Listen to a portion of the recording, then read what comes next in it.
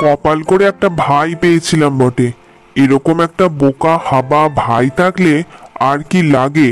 বাবার জমির অর্ধেক ভাগ ওর আর অর্ধেক ভাগ আমার। আমার ভাগের জমিটাও ভাই চাষ করে দিচ্ছে।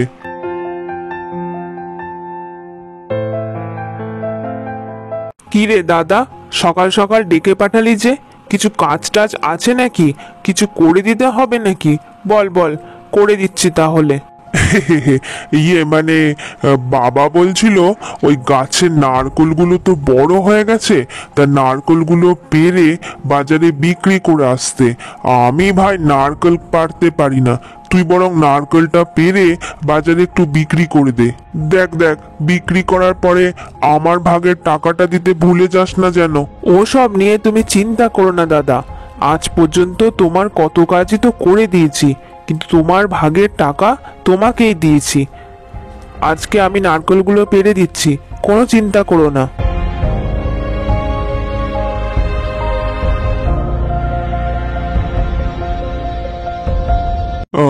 বলছি বাবা, তুমি যে ওই সম্পত্তি ভাগ টাগের ব্যাপারে কি সব বলবে বলছিলে কালকে, তা আমি তো চলে এসেছি। যখন আসতে বলেছিলে তখনই এসেছি। হ্যাঁ রে বাবা, বড্ড শরীরটা কদিন ধরে খারাপ লাগছে। মনে হয় আর বেশি দিন বাঁচবো না। তা তুই যে একা এলি বলি, আমার ছোট ছেলে অমল কোথায় গেল? ওই বেঁচে থাকতে থাকতে তোদের দুই ভাইকে সম্পত্তি সমান সমান ভাগ করে দিতে চাই। আসলে বাবা, ও একটু বাজারে গেল নারকলগুলো বিক্রি করতে। আমি গাছে উঠে নারকলগুলো পেড়ে দিয়েছি আর ও বিক্রি করতে গেল। যা কিছু হয় সবই তো দুজনের সমান ভাগ পাই, তাই কাজও দুজনের সমানভাবেই করি। তা তুমি বরং আমাকে বলে দাও সম্পত্তির ব্যাপারটা, আমি আমার ভাইকে সব বুঝিয়ে পরে বলে দেব। দেখ বিমল, আমার শরীরের যা অবস্থা, তাতে আমি কোনো কাগজপত্রে লিখে দিয়ে যেতে পারলাম না আমার সম্পত্তির দুভাগের কথাটা। এক কাজ করিস, আমার অবর্তমানে তুই তো বড় দাদা হচ্ছিস, তুই কিন্তু তোর ভাইকে দেখিস আর সম্পত্তি কিন্তু সমান সমান দুভাগ করিস।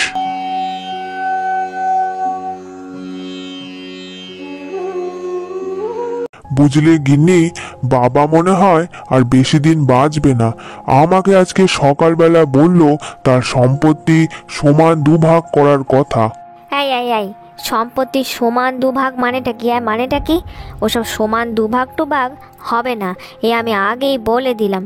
এই শোনো, আমি ঠিক ঠিক যেমন যেমন বলবো তুমি ঠিক ঠিক তেমন তেমন কিন্তু কাজ করবে, এই বুঝেছো? এই এই এই বুদ্ধিটা আমারও এসেছে গিন্নি। আসলে ভাই তো বড্ড বোকা হাবা, ওর কাছ থেকে সম্পত্তি কেড়ে নেওয়াটা বিশেষ ব্যাপার কিছু নয়। বুঝলে গিন্নি, বাবার শরীরটা বিশেষ ভালো ঠেকছে না। বাবাকে একটা ভালো ডাক্তার দেখানোর দরকার আছে। তোমার কি মত বলো তো? আমি আর কি বলবো, তোমার বাবার জন্য যেটা ভালো হয় সেটাই করো। বাবা বয়স্ক মানুষ, যদি ডাক্তার দেখানোর দরকার পড়ে তো নিশ্চয়ই ডাক্তার দেখাও, আমার কোনো অসুবিধা নেই। আমি ভাবছি কালকেই বাবাকে নিয়ে শহরে যাব। ওখানে অনেক ভালো ভালো ডাক্তার বসে, বাবাকে একবার ডাক্তার দেখানোর দরকার আছে। এ কি দাদা, বাবার অবস্থা তো ভালো ঠেকছে না। বাবা তো শরীরের অবস্থা খুবই খারাপ। আমি তো ভেবেছিলাম আজকে বাবাকে ডাক্তার দেখাতে নিয়ে যাব। তার আর দরকার পড়বে না ছোট খোকা, আমি আর বেশিক্ষণ বাঁচবো না। আমার সময় শেষ হয়ে এসেছে। তোরা দুই ভাই মিলে ঝুলে একটু ভালো থাকিস। দেখ অমল, তোর সাথে আমার কিছু দরকারি কথা আছে। বাবা মারা যাওয়ার আগে ওই সম্পত্তির দুভাগ করার কথা আমাকে বলে গেছিল, মানে সমান সমান দুভাগ। কিন্তু আমি চাই সমান সমান দুভাগ হবে না।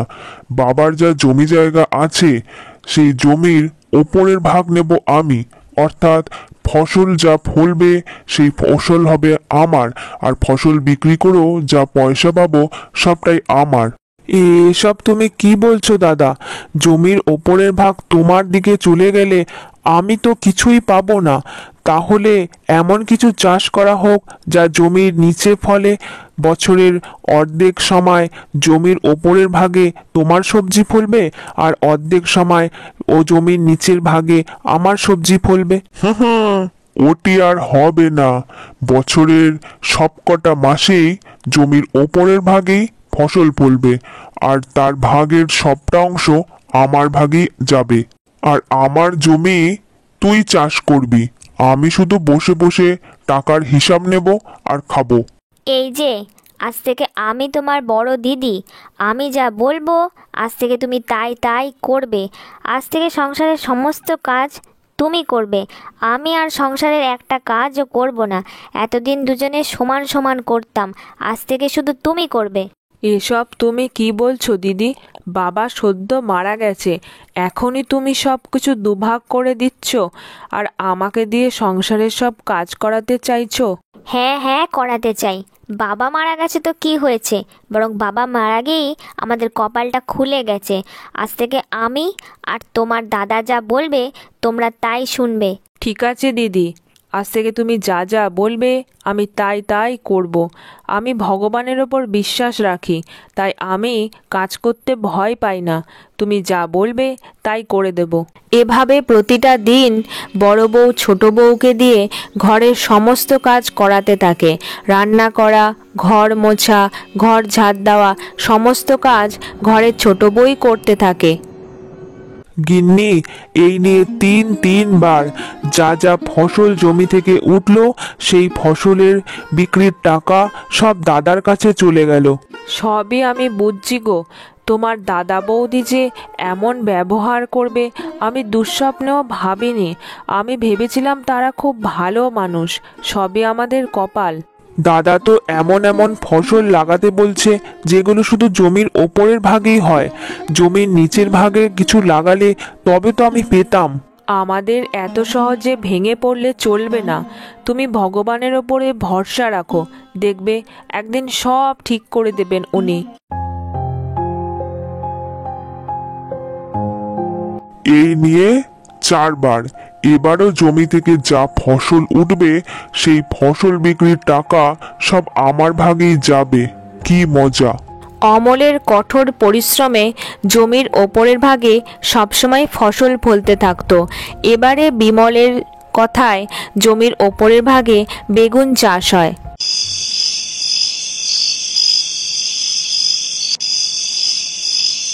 বুঝলে গিন্নি, আগের 3বার জমিতে কুমড়ো চাষ করেছিলাম, এবারে বেগুন চাষ করেছি। বাজারে এখন বেগুনের দাম যথেষ্ট বেশি, বিক্রি করলে বেশ ভালো টাকায় আয় হবে। সে তুমি ঠিকই করেছো। যে সবজি চাষে বেশি লাভ পাওয়া যাবে সেই সবজি চাষ করবে, এটাই স্বাভাবিক।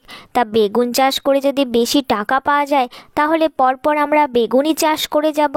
অমন সুন্দর টাটকা বেগুন বাজারে দেওয়ার সাথে সাথেই লোকে কিনে নেবে, আর পয়সা ফুরফুর করে আমাদের পকেটে ঢুকবে।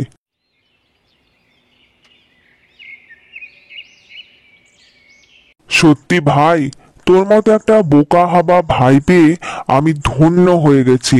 তুই না থাকলে এই মাসে মাসে এত এত সবজি চাষ আমার দ্বারা হতো না। আর এত সুন্দর জমি চাষ করে যে টাকা পাচ্ছি তা সবই আমার পকেটে ঢুকছে। এর থেকে আনন্দের আর কি হতে পারে? দাদা, আমি কর্মে বিশ্বাসী। আমি কর্ম করছি, ব্যাস এইটুকুই। তোমাদের মতো হয়তো ভালো মন্দ খাবার আমার জুটছে না, তবে যা পাচ্ছি তাতেই সন্তুষ্ট আছি। যাই বলো আর তাই বলো, বাবা বেঁচে থাকতে এত সুন্দর ভালো মন্দ খাবার রোজ রোজ কি আর আমাদের জুটতো নাকি? এখন কত সুন্দর প্রত্যেক বেলায় বেলায় ভালো মন্দ খাবার আমরা খেতে পারি। সে আর বলতে গিন্নি, দাঁড়াও দাঁড়াও, আরো যখন পয়সা আসবে ফসল বিক্রির টাকায় তখন আর কি, ভাইকে তাড়িয়ে আমরাই এই বাড়ির মালিক হয়ে যাব। সত্যি গিন্নি, আমার খুব কষ্ট হয়। আজ কত মাস হয়ে গেল তোমাকে কিছু ভালো মন্দ খাওয়াতেই পারি না।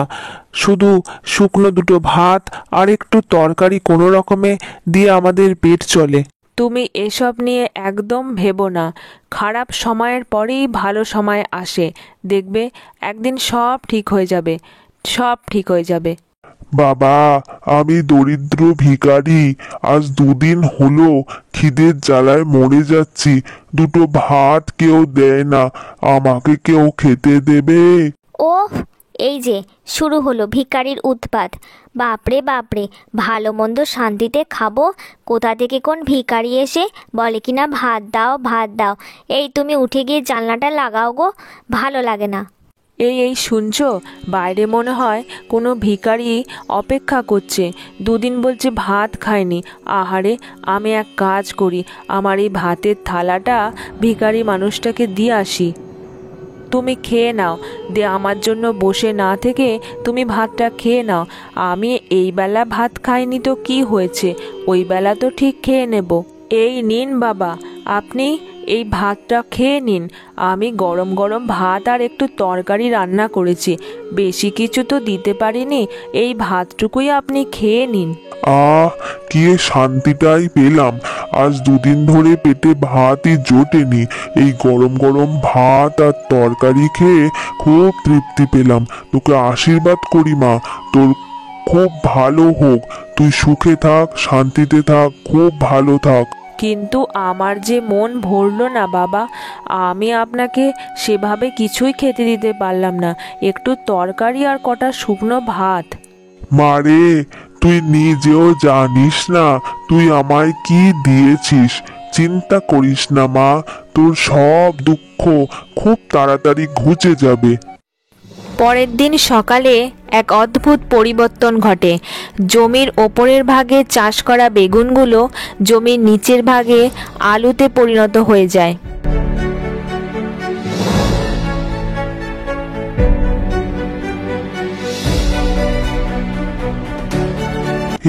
কি, এটা কি করে সম্ভব? আমি তো বেগুন চাষ করেছিলাম, জমির নিচের ভাগে আলু চাষ কি করে হয়ে গেল? কি, এখন তো সব সবজি বিক্রির টাকা ভাইয়ের হাতেই চলে যাবে। কারণ আমার কথা অনুসারে জমির নিচের ভাগে যা হবে তা বিক্রি করে যা টাকা সব ভাইয়ের। এসব কি হচ্ছে? হ্যাঁ, কি হচ্ছে? আমি তো বেগুন চাষ করেছিলাম, হঠাৎ বেগুনের বদলে আলু সব হয়ে গেল কি করে? আমি তো আলু চাষ করিনি। সবই তোমার কর্ম দাদা। ওই যে কথায় আছে না, ধর্মের কল বাতাসে নড়ে, এ হচ্ছে তেমনই। তোমার কর্মই তোমাকে আজকে এখানে টেনে এনেছে। সবই ওপরওয়ালার লীলা। আমি বুঝে গেছি, কাল যে মানুষটা ভিক্ষা চাইতে এসেছিল সে কোনো সাধারণ মানুষ ছিল না, সে স্বয়ং ভগবানই ছিল, যা আমাদের ওপর আশীর্বাদ করে গেছে। আমার কোন সর্বনাশ হয়ে গেল! অতিরিক্ত লোভ করতে গিয়ে আমি তো এখন সবকিছুই হারিয়ে ফেললাম। আমার তো এখন সন্দেহ হচ্ছে, প্রত্যেক বাড়ি ওপরের ভাগে চাষ করে দেখবো নিচের ভাগে ফসল ফলছে।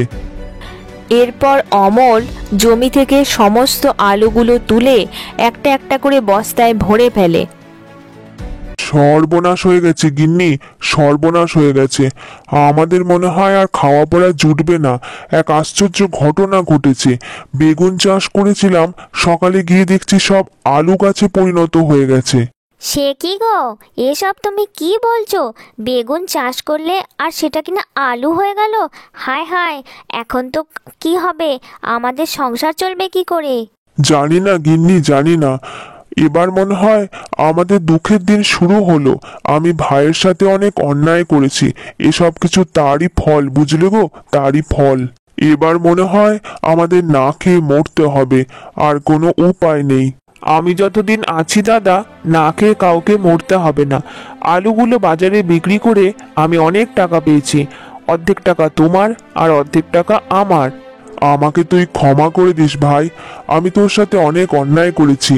আমি তোকে কথা দিচ্ছি, এবার থেকে জমির ওপরের ভাগ হোক আর নিচের ভাগ হোক, দুজনের সমান সমান খাটবো, আর সমান সমান ভাগ আমাদের দুজনের সমান সমান হবে। আমি তোর সাথে অনেক অন্যায় করেছি রে বোন, তুই পারলে আমাকে ক্ষমা করে দিস। আজ থেকে সংসারের সব কাজ দুজনে মিলে সমান সমান ভাগে করব। তোকে একা আর কিছু করতে হবে না রে। এরপর থেকে তারা সবাই একসাথে সুখে শান্তিতে বসবাস করতে শুরু করে।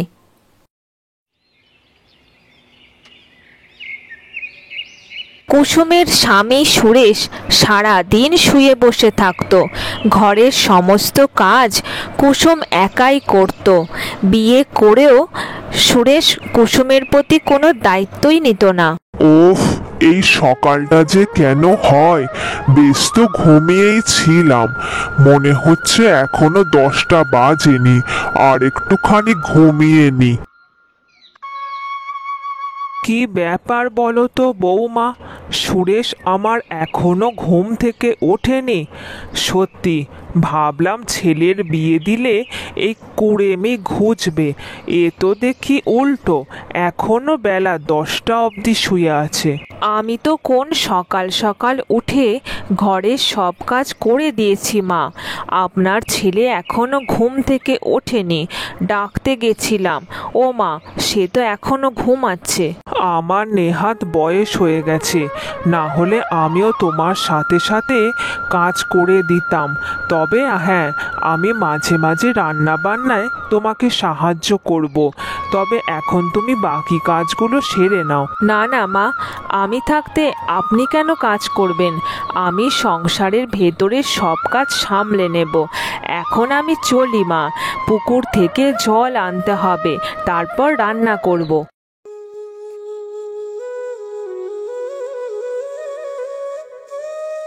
এরপর কুসুম নদী থেকে জল নিয়ে আসে। তারপর ঘরের সমস্ত রান্নাবান্না একাই সামলায়। আহ, কি ভালো রান্নার গন্ধ বেরিয়েছে!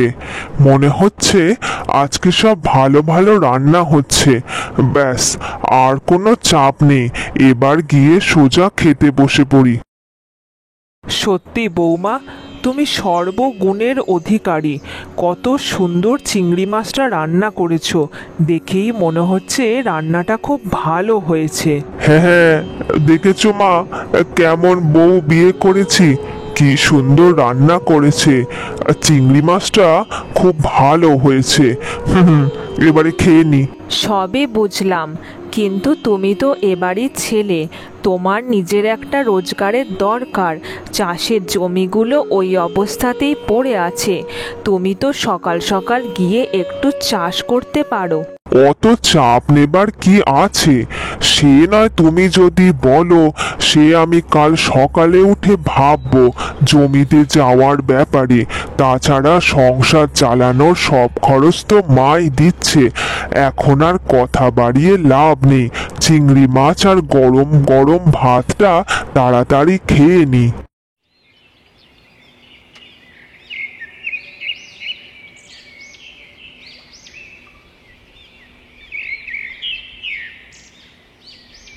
আজ তো আমার মনটা একদম ভালো নেই। সকাল সকাল ঘুম থেকে তুমি তুলে দিলে। আমি অনেকক্ষণ ধরে ঘুমাতে ভালোবাসি। তাছাড়া সংসারে কাজটাই বা কি আছে, সব কাজ তো তুমি একাই সেরে ফেলো। সংসারের কাজ আমি সামলে নিলেও চাষবাসের কাজ তো আর আমি সামলাতে পারবো না। এভাবে জমিগুলো পড়ে থাকলে জমিগুলো যে নষ্ট হয়ে যাবে। তাছাড়া কলসির জল পড়তে পড়তে একসময় কলসিও ফাঁকা হয়ে যায়। তাই বলি, ঘরে বসে না থেকে চাষবাসে মন দাও। আচ্ছা আচ্ছা, ঠিক আছে। তাহলে আজকে একটু জমিতে না হয় যাব। তবে হ্যাঁ, চাষ করব কিনা জানি না, ওই একটু ঘুরে দেখে আসব।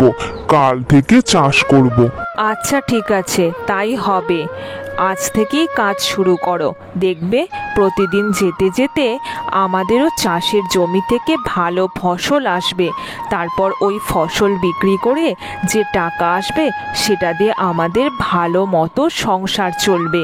আমি এখন রান্নাঘরে গিয়ে তোমার জন্য একটু গরম গরম রুটি আর মাংস রান্না করে দিচ্ছি। রুটি মাংসটা না হয় নিয়েই যাব, জমির দেখাশোনা হয়ে গেলে ওখানেই খেয়ে নেব। এখন বরং আমি বাইরের ঘরে গিয়ে পাখার বাতাস খাই। মাংসটা তো রান্না হয়েই গেছে।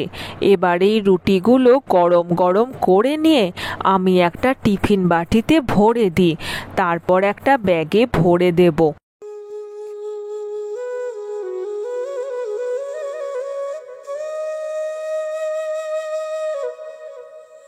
এই নাও, তোমার জন্য রুটি আর মাংস একটা টিফিন বাটিতে ভরে এই ব্যাগে আমি ভরে দিয়েছি। এবার তুমি চাষের কাজে চলে যাও। না কুসুম, আজকে বড্ড গরম লাগছে, আজকে আর চাষের কাজে বেরোবো না, এই পাখার বাতাস খাচ্ছি। তুমি বরং এক কাজ করো, ওই রুটি আর মাংসটা আমাকে খেতে দিয়ে দাও। সে কি, এভাবে যদি ফসল না ফলে আমরা যে একসময় না খেতে পেয়ে মরে যাব। তোমার যদি ইচ্ছা হয় তাহলে তুমি যাও, লাঙল নিয়ে জমি খুঁড়ে দিয়ে আসো, আমিও সব পারবো না। দাও তো দাও, গরম গরম রুটি মাংসটা এখন আমি খেয়ে একটু ঘুমিয়ে নি। এরপর কুসুম সংসারের সব কাজ সেরে জমির কাজে বেরিয়ে পড়ে এবং লাঙল দিয়ে চাষের জমিগুলো ভালো করে খুঁড়তে থাকে।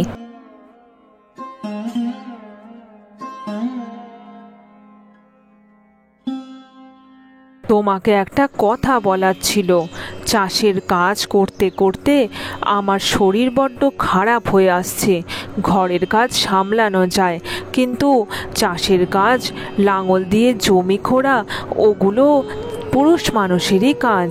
তোমার ওই রোজ এক কথা নিয়ে কানের কাছে প্যান প্যান করো না তো, ভালো লাগে না। তুমি এখন যাও, কি সুন্দর ঘুমাচ্ছিলাম, জানলা দিয়ে ঠান্ডা ঠান্ডা হাওয়া দিচ্ছে, এই সময় দিলে ঘুমটা নষ্ট করে। যাও, বড় মাছ নিয়ে এসেছি, আমার জন্য মাছের ঝোল আর ভালো ভালো রান্না করো গা। সত্যি করে দেখেছি, কিন্তু তোমার মতো এত করে কখনো কোথাও দেখিনি। বিয়ের পরও যে কেউ এত করে হতে পারে, তোমাকেই দেখছি। এরপর কুসুম রান্না বান্নার কাজগুলো আস্তে ধীরে করতে থাকে। সে ভাবতে থাকে সংসারের সমস্ত কাজ তাকেই একা করতে হবে কেন, আর এরকম করে তার মনে একটা কষ্টও হয়। এ কি কুসুম, ভাতটা তো আর একটু ঝরঝরে হতো, এমন জলজলে ভাত রান্না করলে কি মুখে দেওয়া যায় নাকি? সত্যি, তোমার মনে কি এতটুকু মায়া দয়া নেই? সংসারের সমস্ত কাজ সামলে চাষের কাজেও আমি হাত লাগাচ্ছি, তারপরেও তুমি এখন বসে বসে রান্নার খুঁত ধরছো? হ্যাঁ হ্যাঁ ধরছি, কাজ যখন করতেই পারবে না তখন এখানে থাকা কিসের জন্য? যাও, বাপের বাড়িতে গিয়ে চলে যাও।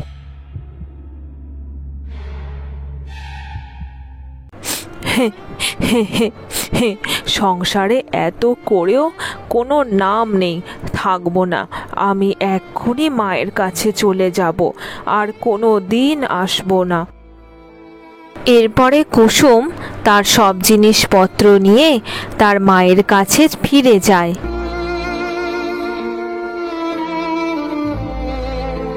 মা, মা, দেখো দেখো, আমি এসেছি মা। তোমার কুসুম তোমার কাছে ফিরে এসেছে মা। আমি আর ওই সংসারে যাব না। কুসুম, মা তুই এসেছিস, কতদিন বাদে তোকে দেখলাম, মনটা খুব ভালো লাগছে। কিন্তু মা, তুই এমন কথা কেন বলছিস? জামাইয়ের সাথে কি কিছু ঝগড়া হয়েছে নাকি রে মা? শোন, সংসার করতে গেলে অনেক কিছু খুঁটিনাটি হয়, সব কথা ধরলে যে সংসার করতে পারবি না রে মা। আসলে মা, তোমার জামাইয়ের যেটা দোষ সেটা হলো তোমার জামাই ভীষণ কুঁড়ে, সারাদিন শুয়ে বসে থাকে। বিয়ের পরও কোনো দায়িত্ববোধই তার মধ্যে নেই। শোন মা, নিজের গুরুত্বটা সংসারে বোঝাতে গেলে মাঝে মাঝে একটু দূরত্বেরও প্রয়োজন হয়, দেখবি জামাই ঠিক বুঝতে পারবে। মা, আজ 1 মাস হয়ে গেল, ভালো করে কিচ্ছু খাবার দাবার জুটছে না। খাবার কোথা থেকে জুটবে রে খোকা? খাবার যে সব শেষ হয়ে গেছে, ঘরে আর আনাজপাতি কিছুই নেই। তাছাড়া আমার কাছে যেটুকু টাকা ছিল সেটাও শেষ হয়ে গেছে। এবার যদি তুই কিছু রোজগার না করিস, দুজনেই না খেতে পেয়ে মরে যাব। বৌমা সংসারে সব কাজ সামলে দিত। তুমি ঠিক বলেছ মা। আমি কুসুমকে সময় থাকতে বুঝতে পারিনি। কুসুম সংসারের জন্য অনেক কিছু করত।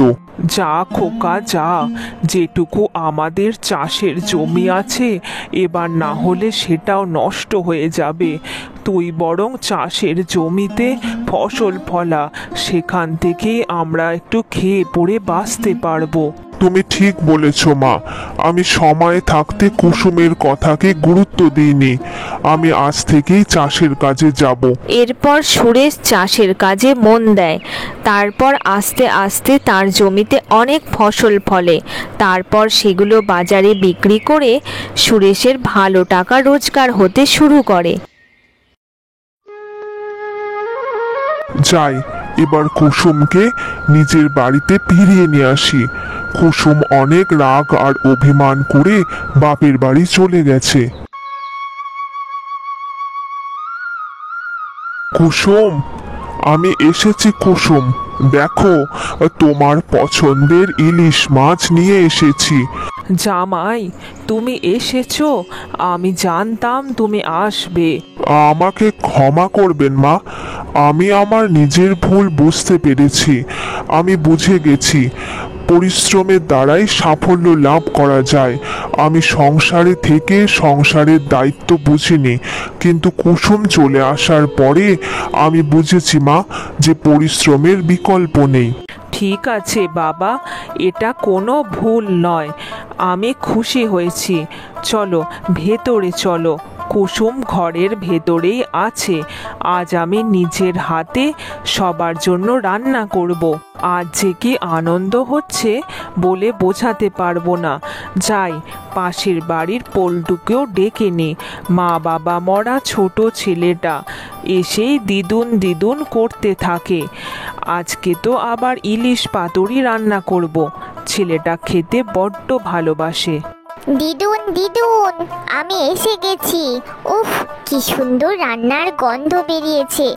আজকে সবাই মিলে কলা পাতায় ইলিশ পাতুরি খাবো। কি মজা! ইলিশ পাতুরিটা দারুণ রান্না করেছো মা। আর সবাই মিলে একসাথে খেতে বসে আমার আজকে খুব আনন্দ হচ্ছে। আমারও আজকে খুব আনন্দ হচ্ছে রে মা। সংসারে মেয়ে সুখী থাকলে মায়ের মনটা আনন্দে ভরে ওঠে। আর কোনো চিন্তা নেই কুসুম। এখন থেকে আমি চাষের কাজে মন দিয়েছি। জমিতে ভালো ফসলও ফলছে। এরপর থেকে সংসারের দায়িত্ব দুজনেরই সমান সমান। আমি বুঝেছি কুসুম, পরিশ্রমের বিকল্প নেই। পরিশ্রম করলে একদিন সব হয়। এরপর কুসুম শ্বশুরবাড়ি ফিরে যায়। তারপর তারা সবাই একসাথে সুখে শান্তিতে বসবাস করতে শুরু করে।